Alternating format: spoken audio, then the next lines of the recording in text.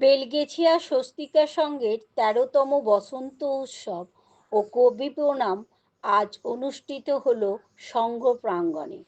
অনুষ্ঠানের শুরু হয় বিশ্বকবি রবীন্দ্রনাথ ঠাকুরকে স্মরণ করে এবং শেষ হল শ্রীকৃষ্ণ চৈতন্যদেবকে স্মরণ করে। রীনা হালদারের রিপোর্ট, জিএম নিউজ হাওড়া। শান্তিনিকেতনের সেই প্রথাকে নিয়ে আমাদের এই ছোট্ট প্রাঙ্গণ দল ভরে উঠবে নানা বয়সী শিল্পীদের নৃত্যের মাধ্যমে, সঙ্গীতের সুরে, কথায়, আপনাদের গানের মধ্যে দিয়ে, আমাদের নৃত্যের মধ্যে দিয়ে শুরু।